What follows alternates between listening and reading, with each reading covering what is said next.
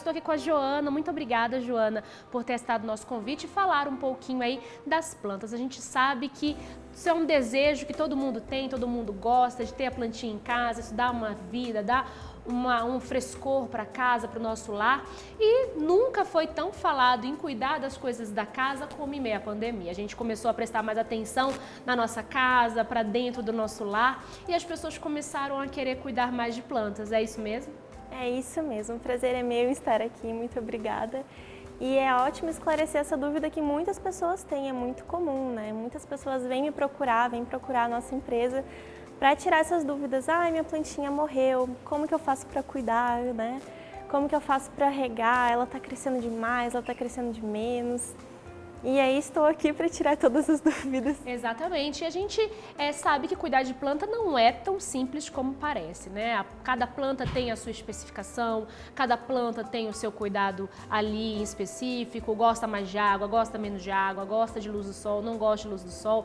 Então, qual é o primeiro passo para quem hoje não tem um jardim em casa e quer ali começar? Qual é a indicação que você dá? Tem uma indicação diferente para quem mora em apartamento, para quem mora em casa? O que você pode dar aí de informação para a gente? Sim, então a gente aconselha as pessoas a primeiro entender qual é o local que você vai deixar essa planta, se é um local que bate sol, se é um local de sombra, e aí a gente aconselha algumas espécies, né?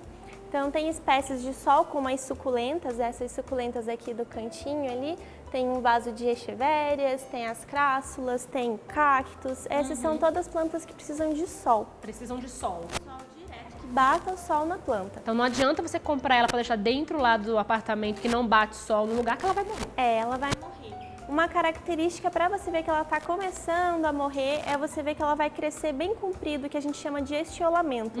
É quando a planta ela começa a crescer em busca do sol. Então ela fica comprida, ela não cresce em formato de rosa. Que é o formato tradicional, normal dela, tradicional. né? E aí ela começa a querer buscar o sol e não acha, tadinha, até morrer. É. E aí tem plantas que a gente indica para apartamento que já são as plantas de sombra, como é o antúrio, a espada de São Jorge, as eras, né, que tem aqui um vaso de era, aqui outro vaso de era. Que eu acho lindo, para mim são das mais lindas. Sim, então essas podem ser para sombra, ela não precisa de um sol diretamente nela. Isso, elas são plantas de sombra e aí consequentemente a rega também é mais frequente, você pode regar. Para cidades que são mais frias e mais úmidas, a gente aconselha regar uma vez na semana, mas isso varia muito do local que ela está. O segredo é você encostar o dedo na terra, ver se a terra está seca. Se a terra estiver seca, aí está na hora de regar.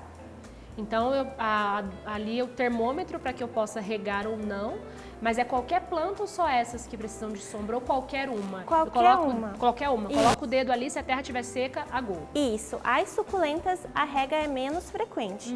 Você pode molhar também uma vez na semana, em cidades mais quentes, em locais mais quentes, pode regar com mais frequência, umas 2 vezes na semana ou até 3 vezes na semana. Mas isso também varia de acordo com a espécie. Mas um segredo é você encostar o dedo na terra. As suculentas, elas gostam de terra mais seca, diferente das plantas de sombra, que gostam de uma terra mais úmida mesmo.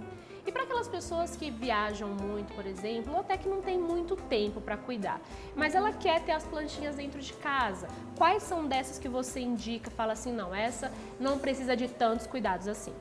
Então, se for mesmo apartamento e tiver um local que bata sol, o cactus e suculentas são bem indicados, mas tem que bater sol.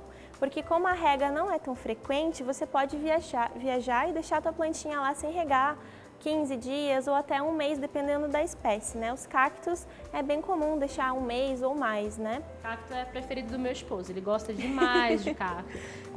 Agora a gente não tem mais, mas sempre quando ele via um cacto, ele levava para casa. Desses minis assim, são tão bonitinhos, são, né? Muito mas fofos. eles precisam realmente de sol, então eles começam realmente a crescer, como você falou, em busca do sol. Realmente é verdade. E me fala uma coisa, a gente tem animaizinhos em casa também, as coisas precisam aí se balancear, né? A gente não pode levar plantas que a gente sabe que tem algumas que são tóxicas, né? E vão prejudicar os bichinhos. Qual alguma específica que você fala assim, para quem tem animaizinho em casa, não pode ter? Então, os animais, eles já costumam saber mais ou menos as plantas que são tóxicas quando eles vão pela primeira vez morder, então eles já não costumam morder tanto as plantas que são tóxicas. Mas normalmente são os grupos da Arácea, da família Arácea, que entra o antúrio, entra o lírio da paz, entra o copo de leite, são todas plantas que são tóxicas. O antúrio com as florzinhas vermelhas. Uma das preferidas da minha avó, essa. Isso. Essa e hortênsia, sempre teve em casa. A espada de São Jorge também é uma planta tóxica. Ah, sim. Então essas, para quem tem animalzinho em casa, não é bom ter. Não é muito recomendado, né? Mas se for um animal já evitam, né? Eles já evitam, né? E me fala uma coisa também. As orquídeas, você não trouxe nenhuma aqui que eu não estou vendo, mas as orquídeas, elas têm também um cuidado específico. Elas têm ali, muitas pessoas ganham orquídea. Ai, minha orquídea morreu tão rápido. E aí eu fico olhando assim, eu falo, você afogou a sua orquídea, você matou a sua orquídea. Conta pra gente, pra essa pessoa que ganhou, que vai ganhar uma orquídea, como que ela pode cuidar aí pra manter a sua orquídea sempre bonita e sempre brotando novas flores. Sim. As orquídeas, muitas pessoas confundem a morte da orquídea com o final da floração dela. Então, quando ela murcha a florzinha e ela fica num aspecto mais marronzinho, a pessoa fala, minha orquídea morreu. Mas na verdade não, é um processo natural ela perder a flor e daí no ano seguinte ela dá a floração de novo. Então, contanto que as folhas dela estão verdes e bonitas, a planta está viva e saudável. Então tem que continuar regando. E ela é uma planta de sombra, então tem que ser um local de sombra, que não bata sol direto e bem arejado também. Muitas pessoas deixam no quarto, que é um local abafado, que não ventila, e a planta acaba morrendo. Então tem que ser um local amplo, com bastante aeração. Exatamente. Eu costumo sempre quando acaba, né, assim, as florzinhas vão embora, eu costumo colocar ela nas árvores, assim, em casa, assim, no jardim, pendura ela ali na árvore e ela fica, daqui a pouco ela floresce de novo. É o meu encantamento, ver depois os brotinhos nascerem e dando nova flor ali, é a coisa mais linda do mundo. Isso é ótimo, porque a árvore é um habitat natural dela. As orquídeas são epífitas, então elas vivem em cima das árvores, né? Então, exatamente. Passar ela para a árvore é a melhor coisa que faz.